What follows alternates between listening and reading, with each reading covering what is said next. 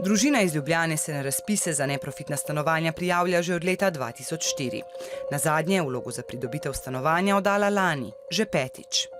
Uvrstila sem se na 223. mesto, dobila sem 550 točk, zmanjkalo mi je 25 točk za vrstitev na listo. Sogovornica z možem in dvema otrokoma, ki sta stara 23 let, živi v najemniškem stanovanju.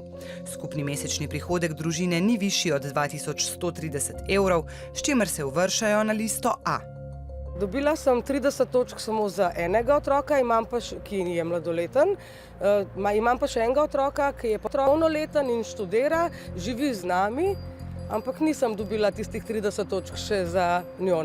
Čeprav že leta vztrajno oddaja vloge, meni, da je točkovanje nepravično.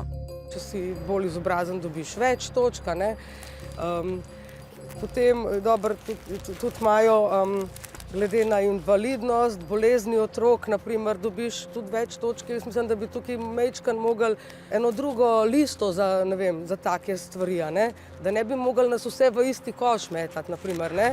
Veliko prosilcev za neprofitno stanovanje se za pomoč obrne na Zvezo prijateljev mladine Moste Polje. Tam kot težavo vidijo pogoj, da je za sodelovanje na razpisih treba imeti stalno prebivališče v kraju, kjer je razpis objavljen. Vendar veliko prosilcev živi v najemniških stanovanjih, v katerih jih najemodajalci ne želijo stalno prijaviti. Da, prosilec bi lahko kandidiral v občini, kjer ima prijavljeno stalno prebivališče, ne?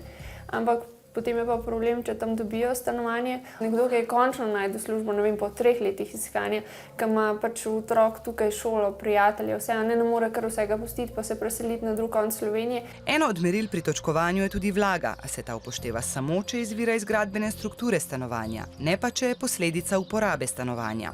Če ima v takem primeru otrok astmo ali pa če ima kronične okužbe zgornjih dihal, ki se upoštevajo samo v zvezi z dokazano vlago v stanovanju, se potem ta vlaga ne upošteva in posledično tudi ne morejo dobiti točk zaradi zdravstvenega stanja.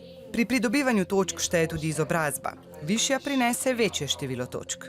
To gotovo ne bi smel biti kriterij. Imam pomislek, ali je to res potrebno in sploh ali je to v skladu z enakopravnostjo vseh ljudi.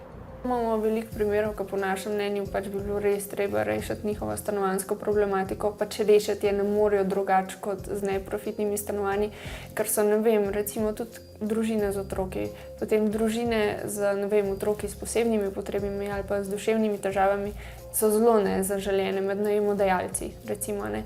In oni enostavno tudi, ko jim mi pomagamo, ne uspejo najti stanovanja in je njihova edina možnost neprofitno stanovanje. In potreben je prehod na stanovanjski dodatek, kjer bo vsak prosilec, ki potrebuje socialno pomoč, tehtan na nekoliko bolj enostaven način preko centrov za socialno delo.